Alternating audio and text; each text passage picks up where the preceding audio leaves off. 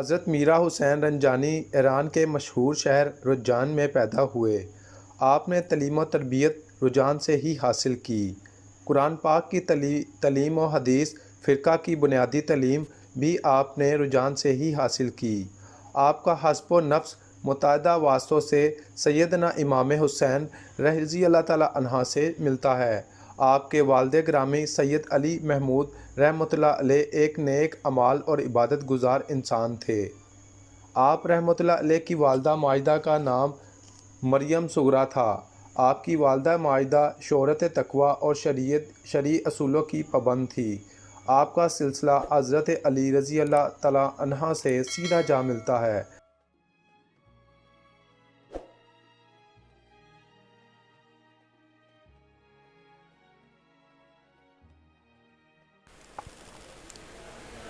ناظرین، وہ چلہ گاہ جہاں پہ حضرت معین الدین غریب نواز سخی لجپال نے چلہ کیا تھا، وہ آپ کو چلہ گاہ دکھاتے ہیں۔ یہ وہ چلہ گاہ ہے جہاں پر حضرت معین الدین غریب نواز رحمۃ اللہ نے آن کر چلہ کیا، اور یہاں سے پھر آگے وہ اپنے ہندوستان کی طرف جو روانہ ہوئے۔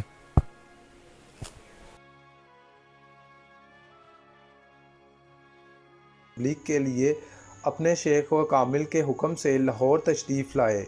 آپ نے جب لاہور میں قیام فرمایا تو آپ نے دین و اسلام کا نور گھر گھر پہنچایا۔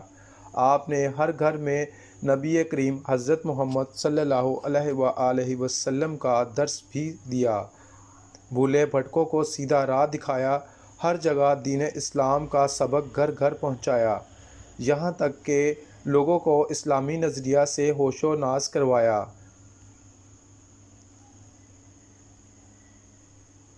خود پرستوں کو حق پرست بنا دیا۔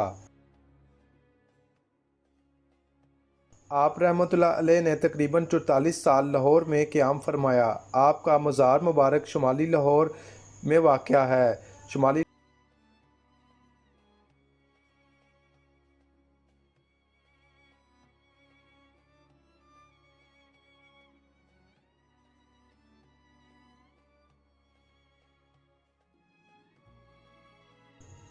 حضرت میرا حسین رنجانی رحمۃ اللہ علیہ حضرت داتا گنج بخش علی حجویری کے پیر بھائی بھی تھے۔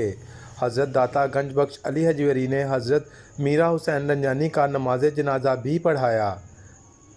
آپ رحمۃ اللہ علیہ کا دربار مبارک شمالی لاہور کے علاقے چاہ میرا میں واقع ہے۔ ہر سال آپ کا عرس مبارک سال کے ربیع الاول کے آخری ہفتہ اور اتوار کے روز منعقد کیا جاتا ہے، جس میں دنیا بھر سے زائرین کی آمد کا سلسلہ جاری رہتا ہے۔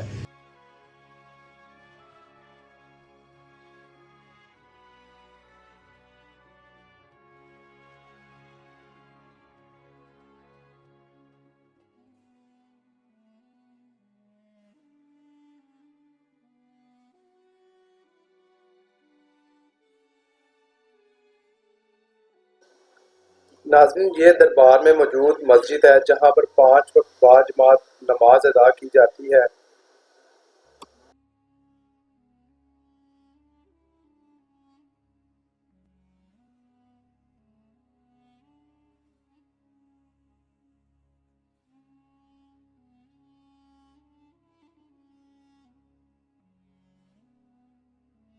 ناظرین، اس مزار کی ہسٹری کی بات کی جائے تو یہ 1000 سال پرانا مزار ہے۔ حضرت میرا حسین رنجانی رحمۃ اللہ علیہ ایران میں پیدا ہوئے اور دین اسلام کی تبلیغ کے لیے آپ لاہور تشریف لائے۔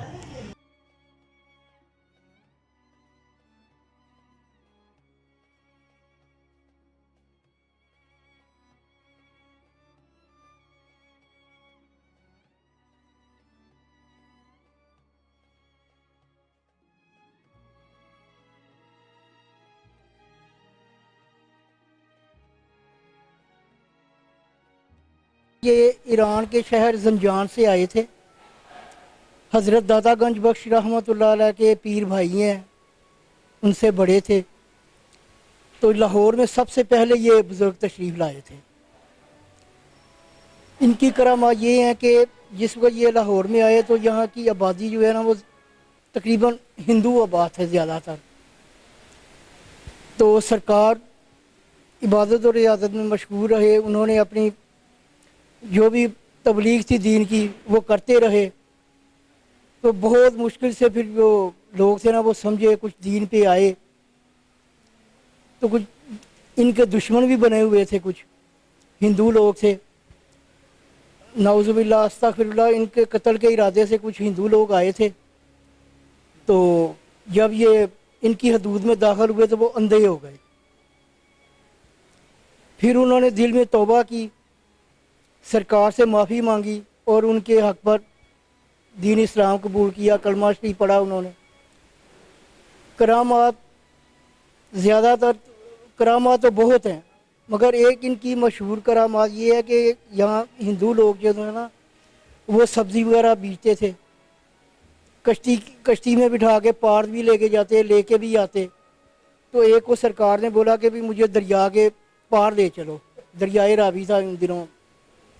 تو اس نے کہا بھائی آپ جیسوں کو ہم کیا کریں, آپ نے تو کچھ دینا نہیں ہے, ہماری تو مزدوری ہے, ہم نے تو پیسے لیتے ہیں تو پھر دریا پار کر کے چھوڑ کے آتے ہیں. تو سرکار خاموش ہو گئی, انہوں نے کچھ نہیں بولا. وہ جو ملاح تھا نا وہ سبزی بھی بیچتا تھا, ملاح بھی تھا. تو وہ جب کشتی لے کے دریائے راوی کے بیچ میں پہنچا تو وہ کشتی اس کی ڈوبنے لگی. اتنے زیادہ بندے بھی نہیں تھے. انہوں نے پھر دل میں سرکار کو یاد کیا, معافی مانگی. تو پھر آپ سرکار نے ان کو بچایا اللہ کے حکم سے. واپس آ کے جب اس نے دیکھا تو سرکار اپنی جگہ پہ تشریف فرما ہے اور ان کے کپڑے بھی گیلے ہیں. تو اس وجہ سے پھر دیکھا دیکھی لوگ مسلمان ہونا شروع ہو گئے. انہوں نے بہت مشکل وقت گزارا. یہاں کے لوگ جو تھے نا وہ آپ کو پتہ ہے کہ ہندو لوگ ہوتے ہیں نا جو اپنے مذہب میں ہوتے ہیں, وہ برداشت نہیں کرتے. تو پھر یہ اللہ کے بزرگ تھے, حسنی حسینی ہے سرکار. محکمہ اوقاف کی جانب سے دربار میں تمام تر ذمہ داریاں بے خوب سر انجام دی جا رہی ہیں. روزانہ کی بنیاد پر انتظامیہ دربار کی جانب سے سیکیورٹی کو بھی چیک کیا جاتا ہے.